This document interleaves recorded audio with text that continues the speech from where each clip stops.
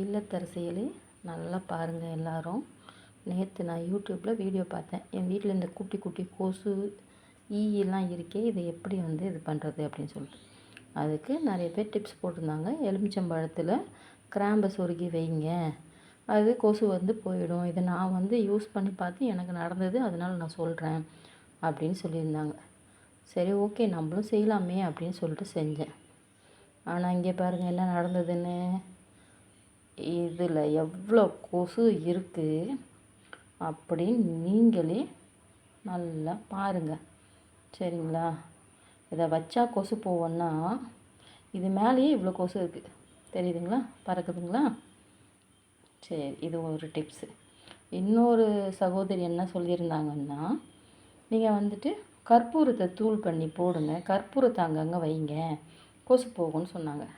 சரி, நம்மளால் முடிஞ்சது பாதியும் செய்யலாமே அப்படின்னு சொல்லிட்டு என்ன பண்ணேன், கற்பூரத்தை போட்டு வச்சேன். இங்கே பாருங்கள், நான் 4-5 கற்பூரம் போட்டேன், தூள் பண்ணியும் போட்டேன். அது எல்லாமே இதுவாகலை.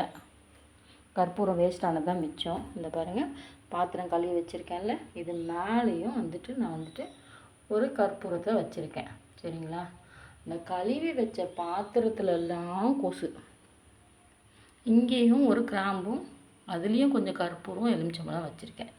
இந்த தட்டிலெல்லாம் கொசு. எல்லோரும் பாத்திரத்தை கழுவி வச்சுட்டு அந்த தட்டில் சாப்பிடுவோம். ஆனால் இங்கே என்ன நடக்குதுன்னா, கழுவி வச்ச பாத்திரத்தை திரும்ப கழுவி தான் சாப்பிட்ற மாதிரி இருக்குது. பார்த்தீங்களா எப்படி இருக்குன்னு?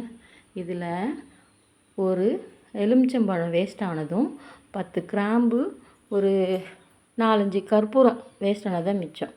இந்த ஒரு லெமன் இருந்திருந்தால் ஒரு நாள் லெமன் ரைஸ் பண்ணியிருப்பேன். இன்றைக்கி சண்டே, அந்த கிராம்பை பிரியாணியில் போட்டிருப்பேன், சரிங்களா? இதெல்லாம் வீணானது தான் மிச்சம். ஓகே, பறந்துட்டுங்க, எல்லோரும் பறந்துடுங்க. ஜி பூம்பா.